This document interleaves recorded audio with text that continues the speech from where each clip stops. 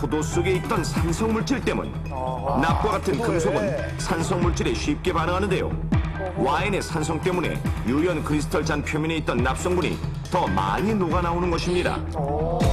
실험으로 유연 크리스털 제품에서 납이 얼마나 용출되는지 알아보겠습니다. 먼저 일반적으로 많이 사용하는 납성분 함유 24% 이상의 레드 크리스털 잔을 구입했습니다. 그리고 시중에서 쉽게 구할 수 있는 레드 와인과 불순물이 들어가지 않은 증류수를 각각 유연 크리스털 잔에 동일하게 따릅니다. 와인 외에도 우리 주변에는 산성도가 높은 음료들이 많은데 어른은 물론 아이들도 좋아하는 음료들을 유연 크리스털 잔에 따라 마실 경우 납 용출량도 함께 알아보겠습니다.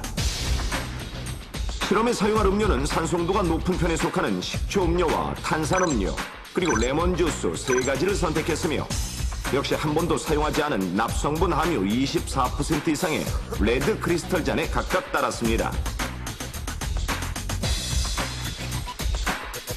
와인의 경우 각각 1시간 후 그리고 24시간 후로 나눠 용액을 채취하고 음료수의 경우 자주 마시거나 오래 두는 경우를 고려해 24시간 동안 두었습니다. 그 후 각각의 용액을 가지고 관계기관에 납성분 용출 검사를 의뢰했습니다.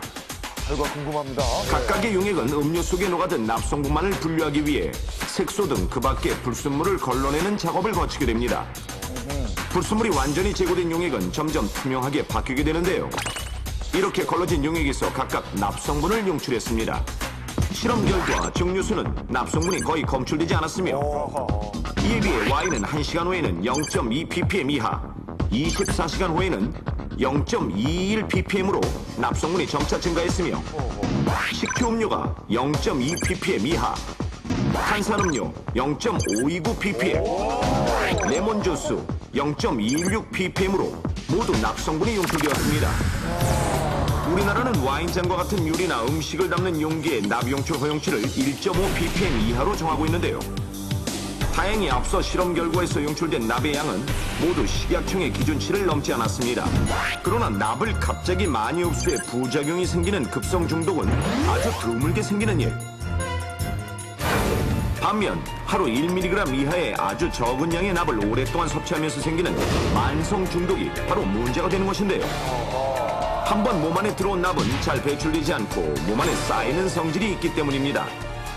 일찍이 유연 크리스털 제품의 문제점을 인식한 미국의 경우 우리나라 납 용출 허용치보다 적은 1ppm이 채 되지 않는데요. 하지만 어린이 납 중독의 심각성을 고려해 허용치를 더 낮춰야 한다는 주장이 끊임없이 제기되고 있습니다. 뉴스위크지에서도 어린이가 날마다 설탕알갱이 3개 크기의 납을 먹어도 심각한 만성 중독에 걸릴 수 있다고 발표했는데요. 그렇기 때문에 어린이는 되도록 유연 크리스털 제품을 사용하지 않도록 하는 것이 좋습니다. 자, 그렇다면 만성 납 중독의 증상은 어떤 것들이 있을까요? 가장 큰 특징은 바로 증상이 뚜렷하지 않다는 것입니다. 납 중독은 서서히 퍼지기 때문에 대부분의 사람들이 납 중독에 걸린 줄 모르고 검진도 받지 않는다고 합니다. 특히 어린이는 뇌와 신경계가 어른보다 약하기 때문에 아주 적은 양의 납성분에도 중독되기가 더 쉽습니다. 만성 납 중독에 걸린 어린이는 쉽게 빈혈 증세를 보이거나 근육에 힘이 없어져 잘 넘어지기도 하며 뼈 속에 납이 쌓여 발육 장애가 생길 수 있습니다. 성인의 경우도 몸속에 납이 쌓일수록 학습 능력이나 기억력이 감퇴하는 노화 현상이 빠르게 진행되는데요. 하지만 제품을 깨서 성분 검사를 하지 않는 한 유연 크리스털 제품과 무연 크리스털 제품을 구분하는 것은 불가능합니다. 그래서 구입할 때부터 표시된 성분을 확인하는 것이 가장 좋은 방법. 만약 유연 크리스털 제품을 사용하더라도 술이나 산소음료를 오랜 시간 보관하지 않는 것이 좋습니다. 하지만 산소음료를 담아 마시거나 유연 크리스털 제품을 새로 구입했을 때 좀 더 안심하고 사용할 수 있는 방법이 있습니다. 방법은 의외로 간단합니다. 식초와 물을 1대1로 섞어 유연 크리스털 제품을 24시간 이상 담궈두었다가 깨끗하게 씻어서 사용하는 것인데요. 이렇게 하면 표면에 있던 납성분이 식초에 의해 제거됩니다. 그 밖에 주의할 점은 사용한 유연 크리스털 제품을 씻을 때 식기 세척기에 넣거나 단단한 수세미로 닦게 되면 유리에 흠집이 생겨 납성분이 녹아나올 수 있는데 식기 세척기나 단단한 수세미 대신 부드러운 스펀지와 물로 잘 씻어낸 다음 부드러운 천으로 물기를 닦아 보관하는 것이 좋습니다. 매일 쓰는 유리잔, 나와 가족들의 건강을 위해 확실하게 알고 사용해야 합니다. 여기는 2살박이 현준이네 집. 현준아, 늘 일이 바쁜 현준이 엄마는 늦게 귀가하기가 일쑤였습니다. 현준이 밥은 먹었어? 아이 그럼 벌써 먹었지. 그치 현준아? 맛있었지? 현준이 이는 닦아줬어? 그럼 닦아줬지. 하지만 엄마의 빈자리를 아빠가 채워주며 덕분에 무럭무럭 자라던 현준이. 한편 여기는 역시 2살박이 후연이네 집. 엄마 아빠가 멀리 지방에서 근무를 하는 탓에 주중에는 할머니의 보살핌을 받는 후연이. 아이고 호연아 이게 뭐하는 짓이냐 양대는 너라고 하는 말이지 이게 뭐하는 거야. 할머니는 좀 엄하기는 했지만 호연이에 대한 마음속 깊은 사랑은 남달랐는데 저렇게 때리시나요? 이곳은 또다시 현준이네 집. 여보, 나왔어. 그날 현준 엄마는 유독 다른 날보다 늦게 귀가했습니다. 당신 오늘 좀 늦었네. 며칠 전부터 이가 아파서 치과 좀 다녀오느라고. 치과 무섭죠. 어디, 우리 현준이는 괜찮나 볼까?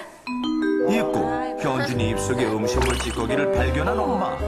이게 뭐야? 당신, 현준이 양치질 해준 거 맞아? 아이 그럼. 그럼 좀 구석구석 해주지. 애충치 생기면 어쩌려고 그래? 엄마가 매일 늦게 귀가하는 탓에 아빠가 현준이의 양치질을 책임지곤 했지만 영 미흡했던 것. 그래서 가끔씩 엄마가 현준이 치아 검사를 하던 날이면 엄마가 직접 양치질을 다시 해주곤 했습니다. 자, 그럼 호연이네는 어떨까요? 호연아, 엄마 오늘 왔어. 양치질이 중요해요. 어머니 저 왔어요. 응, 왔니? 예. 호연아, 잘 놀고 있었어? 엄마 왔네. 일주일 만에 만난 모자가 반가운 해오를 하고 있던 그때 어머니, 호연이 양치 안 시키셨어요? 냄새가 나는 것 같은데. 아가 호연이 양치질 시키려면 얼마나 쟁쟁거리는 줄 아니? 나 얘 양치질 시키려면 힘들어서 죽겠다. 아, 그래요? 그리하여 가능할 때만이라도 엄마가 직접 호연이의 양치질을 해주곤 했는데 할머니의 말 맞다나 결코 쉬운 일은 아니었습니다. 그리고 얼마 후 현준이 엄마는 치아 상태가 걱정돼 현준이를 데리고 치과를 찾았고 같은 치과를 호연이네도 방문했는데 그래도 우리 호연이 충치 없으니까 참 다행이다. 그지? 와, 충치 엄마랑 없어요. 빨리 맛있는 거 일주일씩 먹으러 왔다 가자. 다행히도 호연이는 충치가 없는 상태. 우리 현준이도 충치 없을 거니까 걱정 마. 그리고 잠시 후 현준이도 의사 선생님의 진료를 받았는데 우리 현준이 이쁘다. 현준이 치아에 조금씩 충치가 있네요. 이런 경우 나중에 영구치가 나도 다른 아이들보다 충치가 훨씬 잘 생길 수가 있어요. 오, 웬일이야. 지금부터 조심하셔야 합니다.